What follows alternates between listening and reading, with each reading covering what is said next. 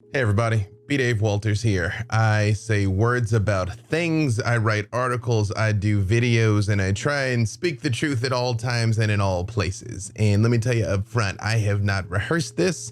You are gonna get this fresh off the dome. So let me give you the end at the beginning. I'm trying to raise money to make a documentary called Dear America from a Black Guy. I'm trying to raise at least $100,000, but I've chosen the flexible option because if we don't raise that, there's some other things we can do that I'll talk about in a minute. Obviously, if we raise more than that, there's some other things we can do that I will talk about in a minute. If you know me or if you follow me on the socials at all, you will know that I normally am just kind of a happy-go-lucky, like geeky guy and posting memes and jokes and things like that. But when my people need me, I rise to the occasion. I used to write a nationally syndicated column for BeliefNet where I wrote extensively about race and racism and healing, a lot of healing. I had a radio show for about 7 years that eventually I felt like I'd said everything that I needed to say. That's not true anymore. In the recent events of the Black Lives Matter protests, I've gone back, taken my sword up again to publish videos just kind of explaining to people that might not understand why Black Lives Matters is important, that might not understand the nature of the systemic racism and oppression that Black people deal with every single day. And I've been on panels and giving talks and had all these like wonderful platforms and opportunities to reach people. Thank you. And I want to be able to do a little bit more because a couple of weeks ago now, I mean, it feels like a couple of weeks ago, it feels like it was months ago. There was that situation over in England where, you know, the Black Lives Matter protester carried the far right counter protester guy out of there when he got like cracked in his head. Do you remember that? And I posted that on my Twitter, at B. Dave Walters. DMs are open. Hit me up if you want to talk about something.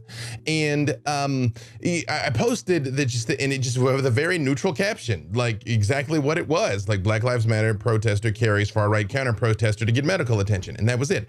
And a lot of people commented on it and there was a lot of chatter back and forth. And the thing I was most surprised by was the number of people that were mad that he'd helped the dude. I was like, what? Really? Like, okay, dude was a right-wing protester. I get it. I mean, if he got knocked out, maybe he had it coming. I wasn't there. But leaving that man to bleed and maybe die on the sidewalk wasn't going to help anybody. It wasn't going to help him. It wasn't going to help us. It just, in helping him was the right thing to do. It was still another human being. Whether or not it changed his heart, it wasn't about him, it was about everyone else doing the right thing. But I didn't really argue about it because the people that were mad, I was like, I understand why you're mad. I get it. You know, it's hard to be Black in America. It's hard to be Black everywhere. So I get it. No problem. I understand. Then yesterday, as of the time that I'm recording this, in Boise, Idaho, there was a Black Lives Matter protest and there was a big counter protest because, you know, Boise, Idaho. So shout out to the people in Idaho that tried to rise up. And while they were asking for a moment of silence for George Floyd, there was a group there chanting, "We don't care," during the moment of silence. Which to me, I'm like, that's not really like, do you feel good about that? Do you feel like you've helped somehow? Do you feel like that's what Jesus would do? Chant and make noise during a moment of silence for literally anyone or anything? Are you really? It's like, it's more sad than offensive. It's just like, what are you even doing? Like, what? So it occurred to me some time ago, and I apologize if I'm rambling a little bit. Like I said, I did not rehearse this. We need to find a way to just be able to talk to each other. Just talk. And let me be quite clear. I am not doing some all lives matter false equivalency BS at all. I'm trying to be polite here on IndieGoGo, but if you follow my content, you know how I feel about that. All sides are not equal. All sides are not right. However, there is opportunities to connect over the things that we do have in common and the things we can all agree on. We all want a roof over our heads and food in our bellies and our children to be safe and to hopefully have a better world than we had, to be better off than we were. right? There's things we still all have in common.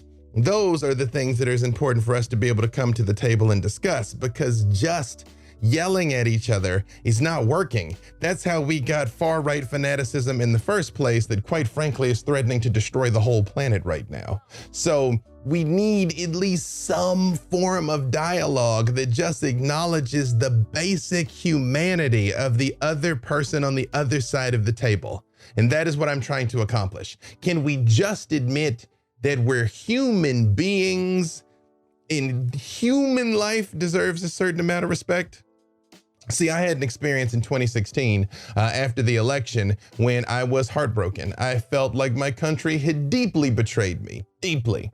And one of my very best friends had a wedding in New Orleans, in Louisiana, which is deep red.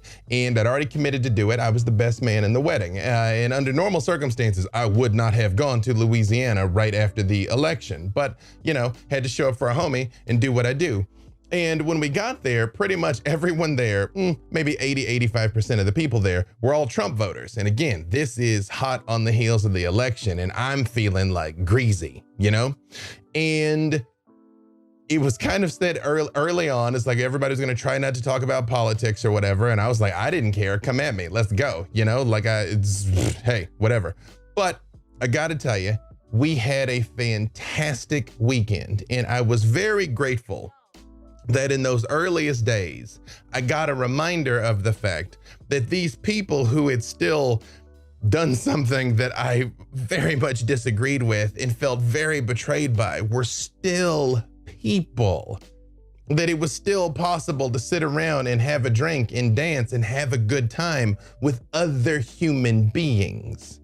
And that is the thing that I want to try and bring back to the table. I know from my own experience, I have the ability to talk to people and get them to open up and to be able to listen and get them to listen in return.